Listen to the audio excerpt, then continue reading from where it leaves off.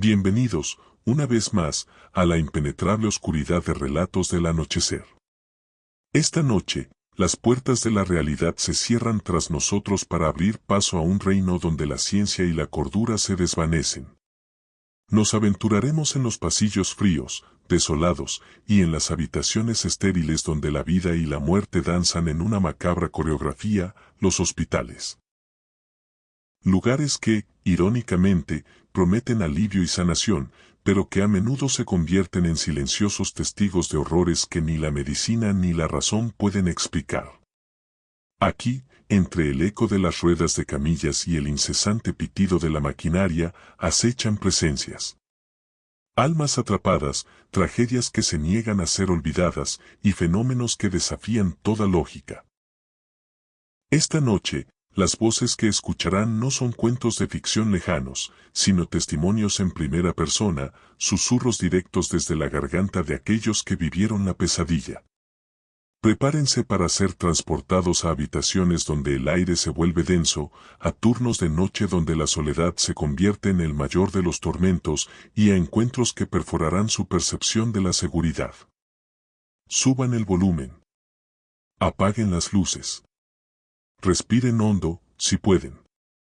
Y permitan que el miedo los ingrese sin posibilidad de alta.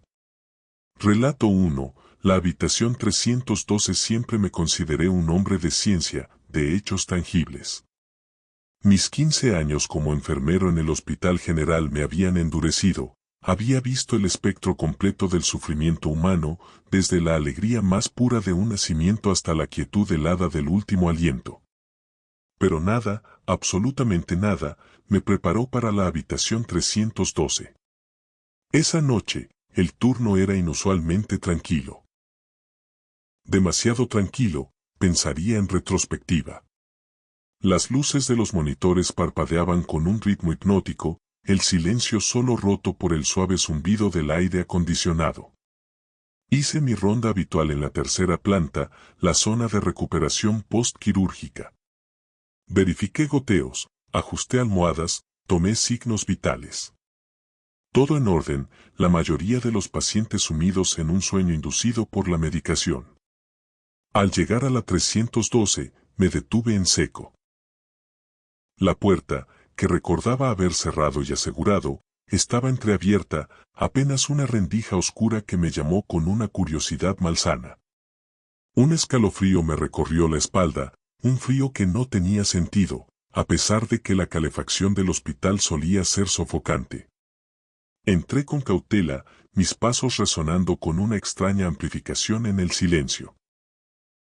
La paciente, la señora Silvia Gómez, una anciana que había sido operada de la cadera, yacía inmóvil en la cama, su respiración regular y profunda.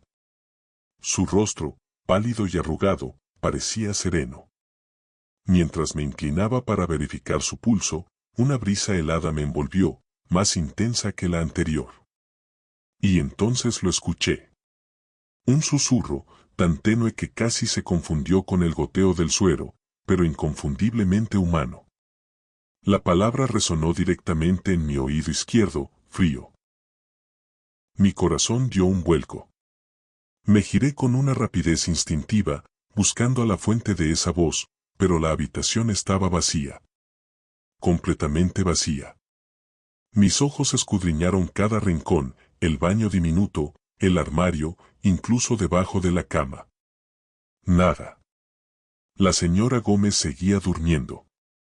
Me froté los brazos, intentando disipar el frío que ahora parecía venir de dentro de mis huesos. ¿Había sido mi imaginación? ¿El agotamiento del turno? Intenté racionalizarlo, convencerme de que el sonido venía del pasillo o de una tubería. Pero la sensación de no estar solo, de ser observado por algo invisible, era abrumadora. El aire en esa habitación era pesado, denso, como si las penas de 100 pacientes se hubieran condensado en él. Terminé mi revisión a toda prisa, casi tropezando en mi prisa por salir de esa habitación. Cerré la puerta, esta vez asegurándome de que el pestillo encajara con un clic audible. Un alivio momentáneo me invadió al regresar al pasillo iluminado y más cálido. Intenté borrar el incidente de mi mente, pero el escalofrío persistía. A la mañana siguiente, con la luz del sol asomándose por las ventanas, decidí preguntar por la señora Gómez. Una de mis compañeras, Elena, una enfermera experimentada con años en el hospital, me miró con una expresión de perplejidad y una pizca de lástima. ¿La señora Gómez? Pero, Juan, ella falleció. Murió hace 3 días, justo después de su cirugía de cadera. ¿No te enteraste? Las palabras de Elena me golpearon como un puñetazo en el estómago. 3 días. Falleció hace 3 días. Mi mente se quedó en blanco. Si la señora Gómez había muerto, ¿quién era la paciente en la cama 312 anoche? ¿Y quién, o qué, me había susurrado esa palabra helada en la oscuridad? La sangre se me heló en las venas. El escalofrío de la noche anterior se intensificó hasta convertirse en un temblor incontrolable. No era mi imaginación. Desde esa noche, la habitación 312 se convirtió en mi particular zona de exclusión. Evito pasar cerca, especialmente durante los turnos de noche, cuando los pasillos se vuelven largos y las sombras bailan con engaños. Algunos de los otros enfermeros también tienen sus propias historias extrañas sobre esa habitación. Un auxiliar de limpieza juró haber visto las luces encenderse y apagarse solas, sin que nadie estuviera dentro. Una joven interna reportó haber escuchado el arrastre de una camilla vacía en el pasillo adyacente a la 312, solo para encontrarlo desierto. Dicen que a veces, cuando el hospital está sumido en el silencio más profundo de la madrugada, un débil y gélido susurro se cuela por debajo de la puerta de la 312. Frío. Y sé, con una certeza aterradora, que ese frío no es solo una baja de temperatura. Es la presencia persistente de algo que se niega a irse, atrapado entre las paredes donde su vida terminó. Y cada vez que lo escucho, me recuerda que no estoy solo en ese escalofriante y gélido recuerdo. La 312 es su habitación. Y no creo que esté vacía. Nunca lo estará. Relato 2. El ascensor del sótano. Mi trabajo como técnico de mantenimiento en el hospital psiquiátrico era, por decirlo menos, una constante exposición a lo inusual. 5 años en ese lugar me enseñaron que la locura tiene muchas formas, algunas visibles, otras, no tanto. Los gritos ocasionales, los lamentos de los pacientes, el eco de los pasos en pasillos vacíos eran parte de la rutina. Pero había una cosa, un objeto inanimado, que me producía un terror que superaba cualquier alucinación de los pacientes, el ascensor que bajaba al sótano. El sótano era una especie de inframundo para el personal.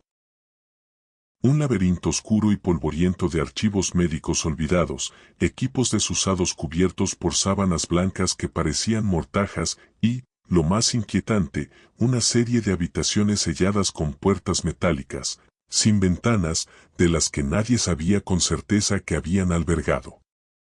Circulaban rumores, susurros de tratamientos alternativos y pacientes que desaparecieron.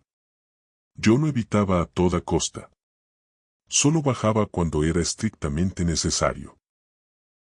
La noche que todo cambió, una tormenta eléctrica desató un apagón general en el hospital. Un silencio sepulcral, solo roto por el nerviosismo del personal y las luces de emergencia, se apoderó de todo. El generador de emergencia, el que se suponía que debía encenderse automáticamente, falló. Mi tarea, la peor tarea, era bajar al sótano y revisar el panel principal de energía. Con la linterna de mi móvil en la mano, un haz de luz débil y tembloroso, me dirigí al ascensor del sótano. Las luces de emergencia dentro de la cabina eran patéticas, apenas iluminando los botones corroídos. Presioné la S de sótano y el ascensor comenzó su descenso con un traqueteo metálico que sonaba más a cadenas arrastradas que a maquinaria. El aire dentro del ascensor se volvió denso, pesado, cargado con un olor indescriptible a humedad, moho y un dulzón aroma a óxido y sangre vieja. A mitad de camino, con un golpe seco y violento, el ascensor se detuvo. Las ya débiles luces de emergencia parpadearon erráticamente, como si estuvieran a punto de morir, y luego, con un chasquido final, se extinguieron. La oscuridad se tragó el pequeño espacio, una oscuridad tan absoluta que me sentí ciego, desorientado. El zumbido lejano del hospital se silenció, y el único sonido era el de mi propia respiración, que se volvía cada vez más superficial y agitada. Y entonces, lo escuché. Un sollozo. Débil al principio, casi como el maullido de un gato, pero que rápidamente se transformó en un lamento humano, infantil, desgarrador. Venía de alguna parte, flotando en el pozo de oscuridad del ascensor. Era el llanto de un niño, un lamento lleno de agonía y desesperación. Hola, mi voz apenas salió, un hilo de sonido que se ahogó en mi propia garganta. No hubo respuesta, solo los sollozos que se intensificaban. Luego, los sollozos se acompañaron de un nuevo sonido, rasguños. Suaves al principio, luego más fuertes, arañando la pared metálica del ascensor, justo al otro lado de donde yo estaba. Sentía que algo se movía en la oscuridad que me rodeaba, algo intangible pero innegablemente presente. La temperatura dentro del ascensor cayó bruscamente, un frío gélido que me penetró hasta los huesos, como si estuviera parado en una morgue. Pude sentir mi vello erizarse en los brazos y la nuca. El hedor a lejía rancia y a algo más, algo putrefacto y dulce, se hizo insoportable, quemando mis fosas nasales. El tiempo se distorsionó. No sé cuánto estuve allí, atrapado en la oscuridad con esa presencia invisible y el lamento incesante. Parecieron horas. Mi corazón latía desbocado contra mis costillas, un tambor frenético en el silencio. Mis manos estaban sudorosas, aferrándose al panel del ascensor como si fuera mi única ancla a la realidad. Estaba convencido de que, si las luces regresaban, vería algo horrible, algo que no podría borrar de mi mente. Finalmente, con un estruendo ensordecedor, la energía regresó. Las luces del ascensor se encendieron de golpe, cegándome. Parpadeé, mis ojos ajustándose a la repentina luminosidad. Y ahí estaba yo, solo. Completamente solo en la pequeña cabina.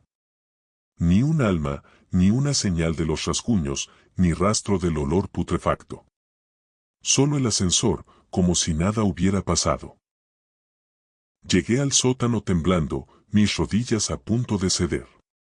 Revisé el panel principal, mis manos aún temblaban tanto que apenas podía manipular las palancas. Lo arreglé.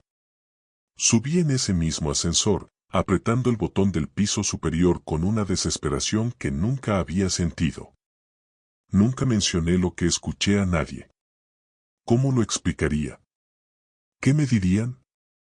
Pero desde esa noche, cada vez que veo ese ascensor, lo evito. Algunos antiguos empleados, los más viejos y los que no temen hablar, susurran que en el sótano, en esas habitaciones selladas, se realizaron tratamientos horribles en el pasado. Se hablaba de niños. De experimentos.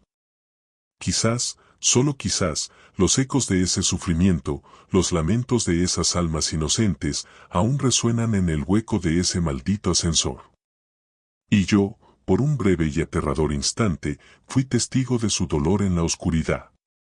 Y la sensación de que algo me tocó en la oscuridad. No me abandona.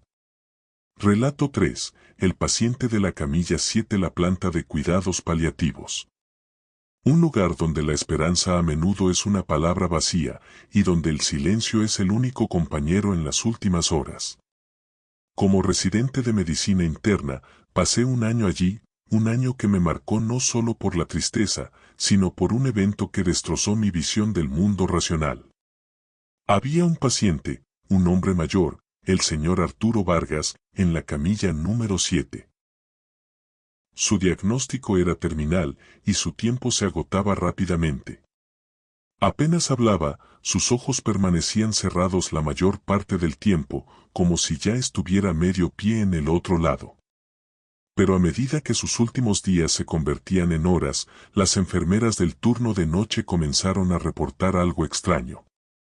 Hablaban de ruidos, susurros, murmullos provenientes de su habitación después de la medianoche, a pesar de que el señor Vargas estaba inmóvil y la puerta cerrada. Al principio, lo atribuimos al cansancio, a la sugestión en un ambiente tan cargado. Una noche, me tocó a mí la ronda justo después de la medianoche. El hospital estaba inmerso en ese silencio peculiar de la madrugada, solo roto por el distante pitido de las máquinas y el ocasional murmullo del personal de guardia. Al pasar por la habitación 7, mi paso se ralentizó. Un débil pero constante golpeteo emanaba de dentro. Toc, toc, toc, un ritmo suave, como si alguien estuviera golpeando un tambor diminuto. Entré con cautela, la luz tenue de la habitación apenas revelaba la silueta del señor Vargas en su cama. Se encontraba en la misma posición, inmóvil, sus ojos cerrados. No había nada a la vista que pudiera causar el sonido. Revisé rápidamente el monitor, el suero. Todo normal. Salí de la habitación, sintiendo una punzada de inquietud. El golpeteo continuó, un sonido que ahora se sentía más cercano, más intencional. Volví a entrar, la curiosidad y una extraña aprensión tirando de mí.